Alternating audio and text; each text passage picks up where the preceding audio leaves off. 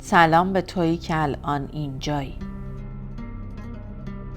درست همین حالا، در این لحظه ناب که شاید برای خیلی ها یه لحظه عادی باشه، ولی برای ما نه. برای ما این یه لحظه مقدسه، چون قراره از دعا بگیم، از نیایش، از اون لحظه‌ای که تو با دل و جانت رو میکنی به خدا. هممون تو زندگی وقتایی داشتیم که از ته دل دعا کردیم، لحظه هایی که امیدمون فقط به بالا بوده. اما تا حالا از خودت پرسیدی چی میشه که دعا فقط برای خواستن نباشه؟ چی میشه اگه دعا یه جور حضور باشه؟ یه جور لمس کردن بی کلام نور، یه جور گفتگوی عاشقانه با کسی که همیشه بوده، هست و خواهد بود. امشب میخوایم از دعا حرف بزنیم، اما نه اونجوری که همیشه شنیدی. میخوایم از عمق دعا بگیم، از حال دعا، نه فقط قالبش.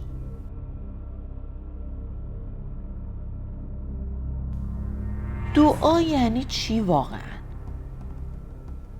آیا دعا وقتیه که میخوایم پول بیشتر، حال بیشتر، یه رابطه جدید یا موفقیت بخوایم؟ یا یه چیز دیگه است؟ حتی اون کسی که میگه من به خدا اعتقادی ندارم، گاهی زیر لب میگه کاش درست بشه. و این یعنی دعا، یعنی صدا زدن یه قدرت بزرگتر، یه هوش برتر، یه عشق بی قید و شرط.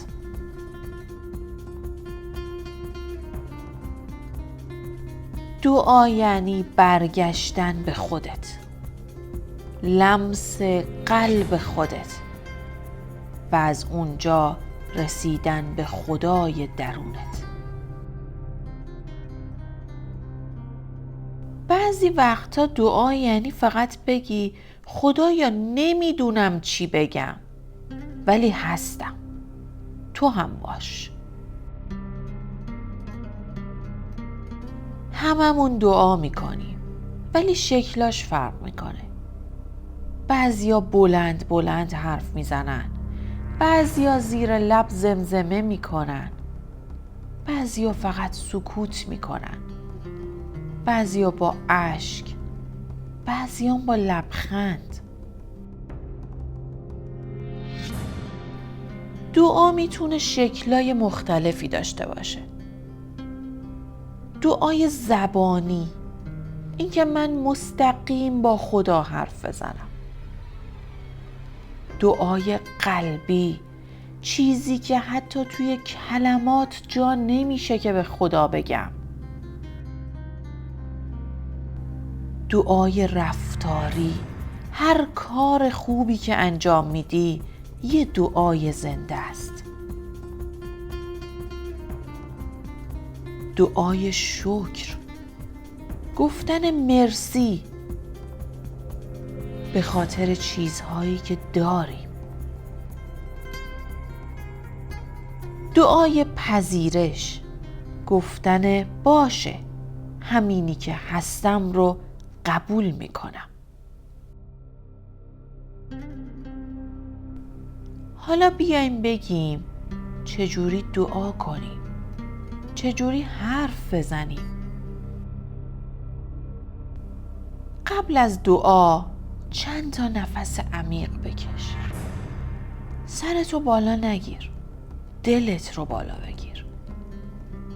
همه اینا رو گفتم که بگم دعا یعنی حضور. پس در لحظه حضور داشته باش. کلمات رو با ذهنت نساز، با دلت بساز. مثلا بگو خدایا من امروز خستم. همین یه جمله شاید یه دعا باشه. و اما مهمتر از همه شکرگزاریه. شکرگزاری دروازه همه دعاهاست. مثلا بگو مرسی برای امروز، برای نور صبح، برای حتی قصه هایی که درکم رو عوض کردن. و در آخر مهمتر اینه که از خدا چی بخوایم. بعضی وقتا فکر میکنیم فقط باید چیزای مشخصی از خدا بخوایم، مثل پول، کار، سلامتی، عشق. درسته، اما شاید وقتشه چیزای عمیق‌تری از خدا بخوایم. مثلا از خدا بخوایم قلبی بهمون بده که ببخشه، صبری بده که طاقت بیاره، نگاهی که زیبایی ببینه، ذهنی که بتونه آروم بشینه، توانی برای پذیرش اون چیزی که قابل تغییر نیست بهمون بده. پس از خدا بخوایم عشق بده، نه فقط رابطه عاشقانه. حضور بده، نه فقط نجات. حکمت بده، نه فقط جواب. ما انسان ها لحظه های مختلفی تو زندگیمون داریم که حال دلمون بالا پایین میشه. پس بهتره وقتی خسته ایم بگیم خدایا من خستم، نه از زندگی، از دوری تو. منو دوباره وصل کن. وقتی دلمون گرفته بگیم خدایا من نمیدونم چرا اینطوری شدم، فقط تو بدون که دلم تنگه. لحظه هایی که آرومیم بگیم خدایا مرسی برای این لحظه، کاش بتونم بیشتر ببینمت توی همین لحظه ها. ما انسان ها شکست رو تجربه می کنیم. بیایم وقتی شکست خوردیم به خدا بگیم من شکست خوردم ولی هنوز امید دارم، چون تو رو دارم.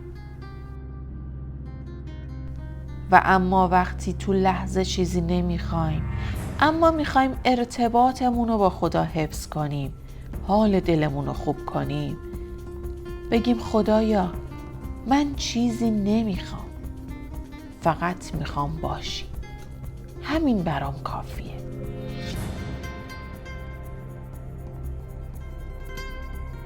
بیایم با هم صادق باشیم.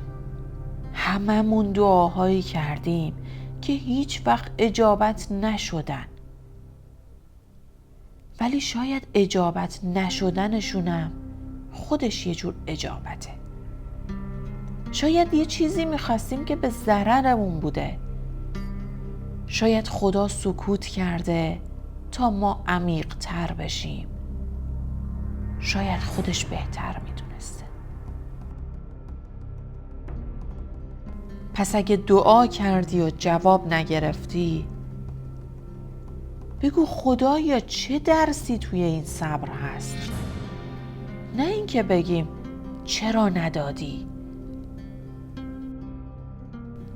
و در آخر یادمون باشه ارتباطمون رو با خدا حذف نکنیم. توی هر لحظه به یاد خدا باشیم. اینجوری به آرامش درونی میرسیم.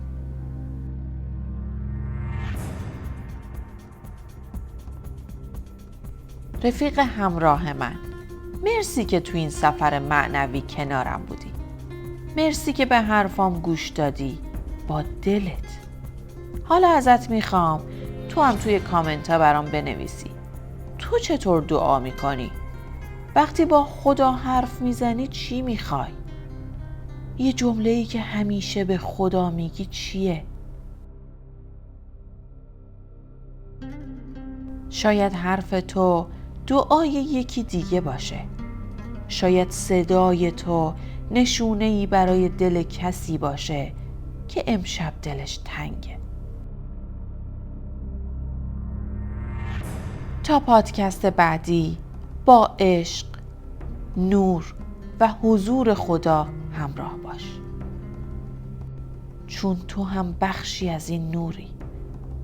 خداحافظ تا لحظه بعد.